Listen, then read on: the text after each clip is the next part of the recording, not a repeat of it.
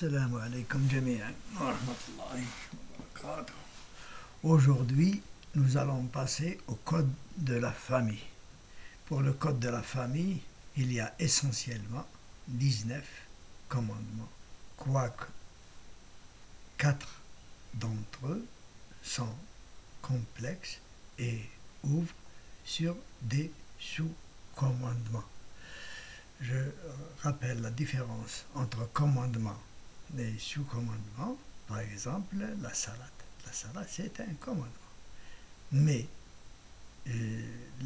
tout ce qui compose la salade, les détails de la salade, sont des sous-commandements.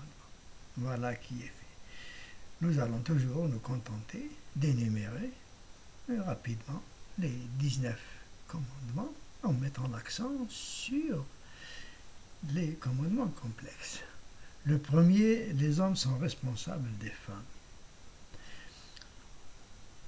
Le deuxième, c'est la responsabilité des parents. Dans la tradition, on donne la responsabilité aux enfants.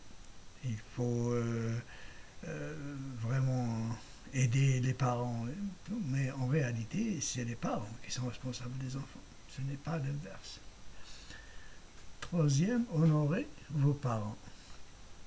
Quatrième, prendre soin de vos proches.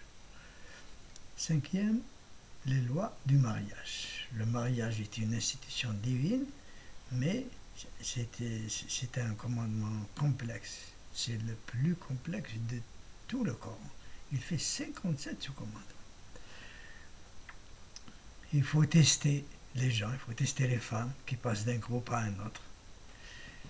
Quand il y a une guerre ou un conflit, quand il y a des femmes qui passent d'un groupe à un autre pour éviter l'espionnage et les conflits, et il faut des tests, oui. Septième, il faut considérer les femmes du prophète comme nos mères. Comme aujourd'hui il n'y a plus de prophète, il faudrait actualiser ce commandement. Il ne faut pas les allier, il ne faut pas s'allier avec les parents, avec les frères et sœurs, s'ils divergent sur le plan religieux. On ne s'arrête pas, on s'arrête aux frères et sœurs. Mais il ne faut pas que ce soit un allié, parce que quand les conditions sont différentes, quand les religions sont différentes, il peut y avoir des conflits énormes. Neuvièmement, le soutien pour une veuve. Le divorce. Les lois de divorce dans le Coran, c'est un commandement complexe, il fait 38 sous-commandements. Le testament. Dans le Coran, on trouve un commandement qui nous autorise à faire un testament pour nos enfants, pour nos parents. Mais hélas, dans nos lois, vous allez voir un notaire, vous allez lui dire faites-moi un testament pour ma fille, parce que ma fille est unique et je crains que après elle perd son appartement après mon décès. Il vous dit non. Il vous dit vous pouvez faire un testament pour votre famille, mais pas votre fille. Hélas. Les héritages. C'est un commandement complexe qui fait aussi 38 commandements de second ordre. L'enterrement. Il ne faut pas changer les noms des enfants adoptifs, le fameux SNP, son nom perdu.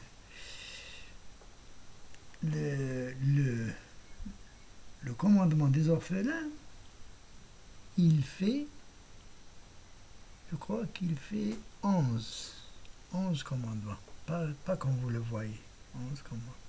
Bon, les orphelins et les esclaves, ça fait en tout 19. J'ai mis 19, mais le 8 en rouge, ça fait 11. Assurez-vous que votre repas soit licite.